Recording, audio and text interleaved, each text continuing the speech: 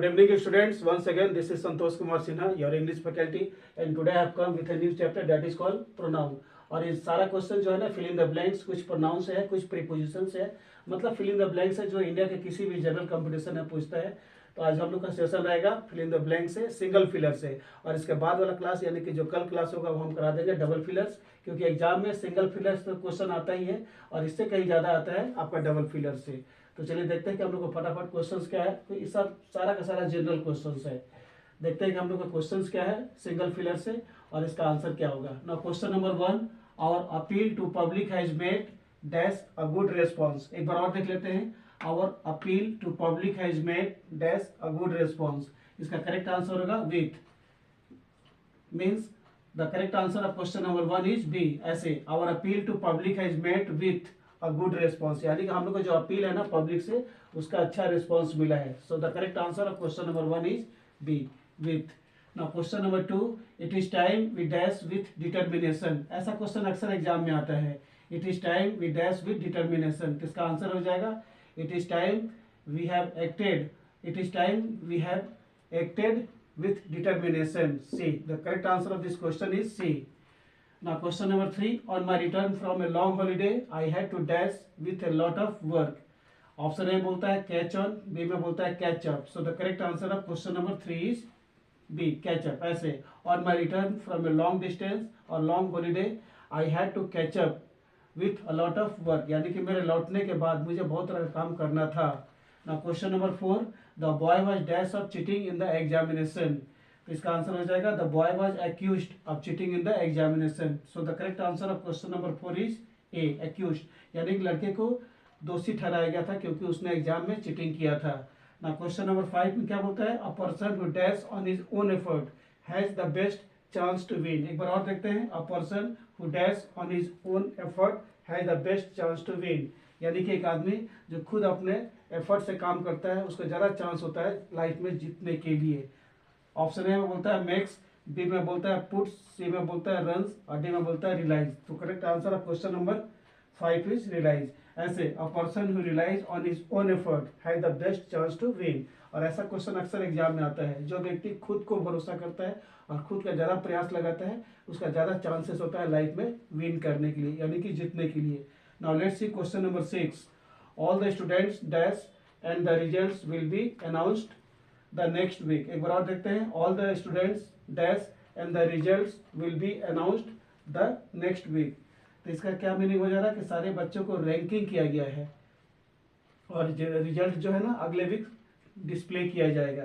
All the students are to be ranked, इसका correct answer हो गया बी। ऐसे all the students are to be ranked and the results will be announced the next week. So the correct answer of question number 6 is B. चलिए देखते हैं कि हम लोग का अगला क्वेश्चन यानी कि सिंगल फिलर से क्या क्या बोलता है। चलिए देखते हैं कि हम लोग का अगला क्वेश्चन यानी कि फिल इन द ब्लैंक से क्या क्या क्वेश्चंस बोलता है और उसका फटाफट आंसर क्या होगा। So let's see question number 7, an argument between the two friends dash regarding the property deal. Once again, an argument between the two friends dash regarding the property deal, यानी कि दो फ्रेंड्स में एक argument छिड़ गया था property dealing को लेकर के। ऑप्शन ए में बोलता है रोज अप, बी में बोलता है स्प्रिंग अप, सी में बोलता है ब्रोक आउट और डी में बोलता है ब्रोक इन, यानी कि दो दोस्तों में एक बहस आर्गुमेंट छिड़ गया था तो स्प्रिंग अप हो जाएगा। The correct answer of question number 7 is spring up. ऐसे an argument between the two friends spring up regarding the property deal. Spring up is the right answer of question number 7। Now question number 8 देखते हैं क्या बोलता है, the curfew in the area was dash for a couple of hours in the city. Once again, the curfew in the area was dash for a couple of hours in this city, यानी कि इस शहर में जो curfew लगा हुआ था ना कुछ देर के लिए उसको छोड़ दिया गया था। इसका हिंदी मीनिंग हुआ तो ऑप्शन ए में बोलता है लिफ्टेड, जो कि बिल्कुल ही गलत है, लिफ्टेड नहीं होगा। लिफ्टेड मीन्स होता है उठा लेना, कर्फ्यू को उठा लिया गया था, ये भी नहीं होगा। और रिलीज तो बिल्कुल ही गलत है कि कर्फ्यू के साथ में रिलीज एकदम नहीं होता है, मूवी के साथ में होता है the movie was released.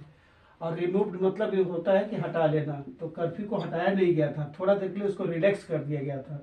So the correct answer of question number 8 is relaxed, यानी कि कर्फ्यू को थोड़ी देर के लिए रिलैक्स कर दिया गया था, मतलब लोगों को रिलैक्स कर दिया गया था अपने काम को करने के लिए। ऐसे the curfew in the area was relaxed for a couple of hours in the city, couple of hours मतलब कुछ घंटों के लिए जो कर्फ्यू लगा हुआ था शहर में उसको रिलैक्स कर दिया था लोगों की भलाई के लिए, जिससे लोग अपना काम कर सके। सो the correct answer of question number 8 is D, relax, यानी कि कर्फ्यू को रिलैक्स कर दिया गया था, यानी कि उसमें कुछ छूट दिया गया था जिससे लोग अपना काम कर सके। ना question number 9, the bank clerk try to dash money from his friends account. और एक क्वेश्चन था ना स्टेनोग्राफर्स के एग्जाम में पूछा था 1995 में।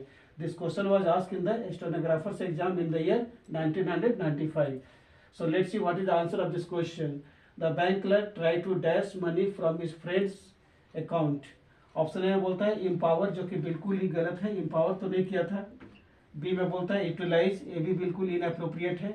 सिविलाइज बिल्कुल ये भी इनअप्रोप्रिएट है। So the correct answer is D, embezzle means अपने दोस्त के अकाउंट से पैसा को उसने धीरे से गायब कर दिया, मीन्स स्टोल।